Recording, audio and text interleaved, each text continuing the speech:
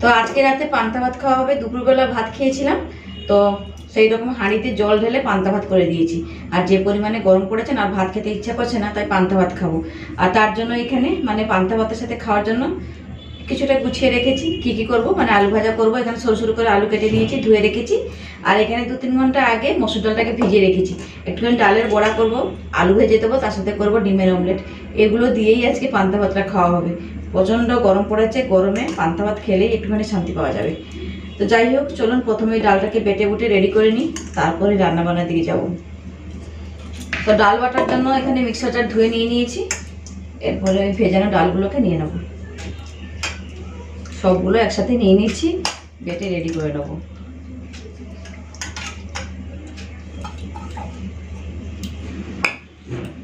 এবারে অল্প জল দিচ্ছি, জল দিয়ে বেটে নেবো প্লেন করে। আর কিছু দিচ্ছি না, শুধু খালি ডালটাই বেটে নিই। তো এইদিকে লোহার কড়াই বসিয়ে গরম করে নিয়েছি। তো প্রথমে আলুটা ভেজে নেবো, তার জন্য দিয়ে দিচ্ছি সরষের তেল।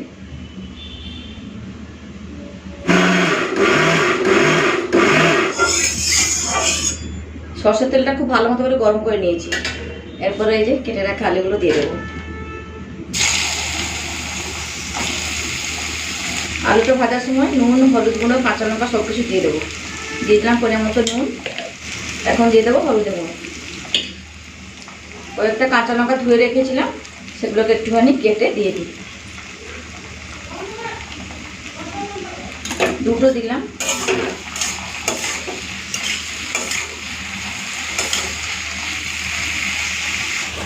আর এদিকে কিন্তু ডালটাকে পুরো প্লেন করে বেটে নিয়েছি। এখন বাটিতে ঢেলে রেখে দেবো।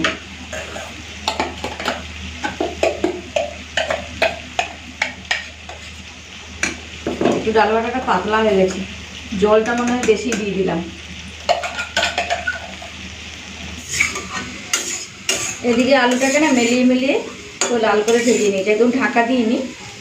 গ্যাসটাকে একটু মিডিয়ামে রেখে রেখে আলুগুলোকে ভেজে নিয়েছিলাম। পুরো লাল করে ভাজা হয়ে গেছে, এবারে তুলে নেবো। আলু ভাজা তো আর কিছু দিলাম না, শুধু এই চেরা কাঁচা লঙ্কা দিয়েই ভেজে নিয়েছি।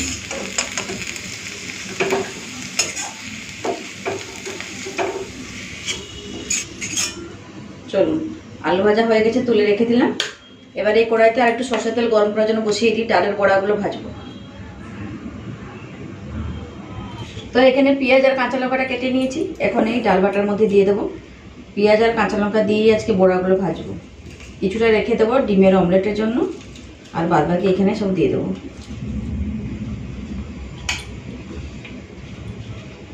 ব্যাস, ওই মতো নুন দিয়ে দিচ্ছি।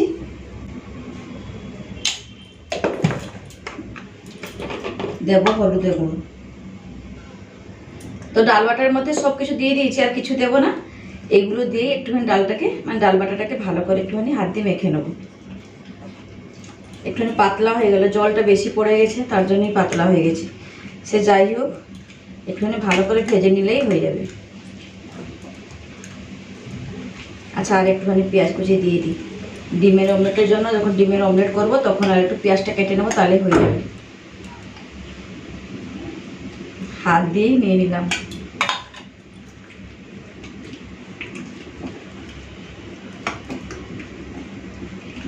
বেশ, চলুন, ওইদিকে তেলটা গরম হয়ে গেছে, বড়াগুলো ভেজে ফেলি।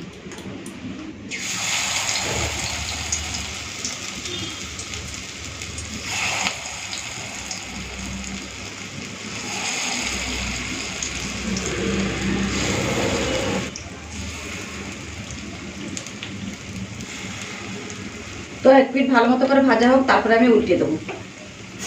এই যে দেখুন, উঠে যাচ্ছে, খুব সুন্দর এক পিঠ ভাজা হয়ে গেছে। উল্টে দেবো এবারে। পুরো পেঁয়াজি মতন করে ভাজা হয়েছে, বেশি করে একটুখানি পেঁয়াজ দিয়েছি, তো পেঁয়াজি পেঁয়াজি মনে হচ্ছে। তো যাই হোক, একটুখানি উল্টে পাল্টে লাল করে ভেজে নিই, তারপর তুলে নেব।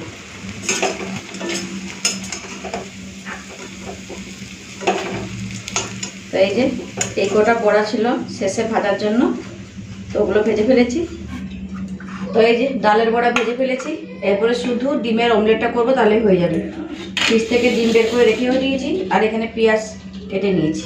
চলুন সবগুলো বাটির মধ্যে নিয়ে নিই, আর 4টে ডিম একসাথেই দিয়ে দিচ্ছি, একসাথে ভেজে নেব।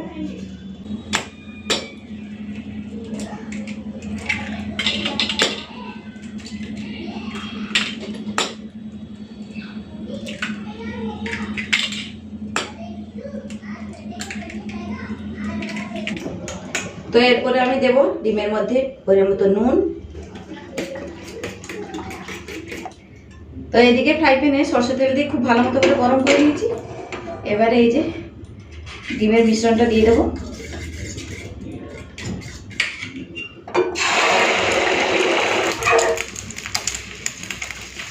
তো 4টে ডিম একসাথে ভাজছি।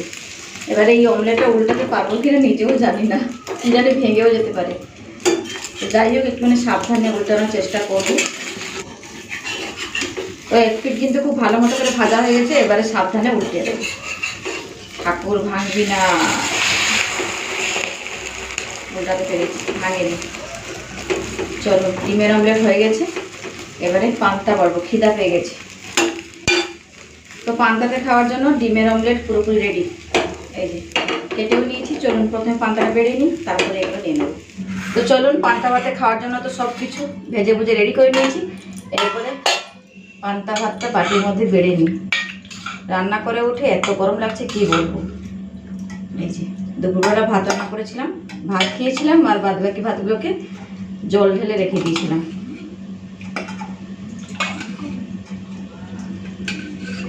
ব্যাস এই জলটাই হচ্ছে খুব সুন্দর, মানে পেটটাও ঠান্ডা করবে, শরীরটাও ঠান্ডা হবে এই গরমের মধ্যে। যাই হোক নিয়ে নিলাম।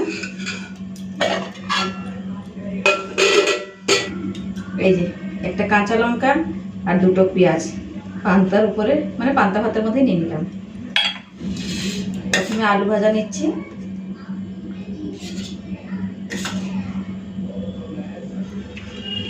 চারটে মতো নিয়ে নিচ্ছি বড়া ভাজা মসুর ডালের পেঁয়াজি। যাই হোক নিয়ে নিয়েছি। তো এই যে এখন নিয়ে নেব ডিমের অমলেট। ব্যাস। তো এই যে পান্তা ভাতও নিয়ে নিয়েছি, পেঁয়াজ কাঁচা লঙ্কা নিয়ে নিয়েছি। পান্তা ভাতের সাথে খাওয়ার জন্য আলু ভাজা, বড়া ভাজা, ডিমের অমলেট সব কিছু নিয়ে রেডি। এখন শুধু খালি পান্তা ভাতের উপরে নুন দেবো, নুন ছাড়া তো খাওয়া যাবে না। তো অল্প একটুখানি নুন দিয়ে খাওয়া দাওয়া করবো। তাহলে চলুন আজকের মতো থাকলাম, আবার ফিরে আসবো একটা নতুন ভিডিও নিয়ে। টাটা।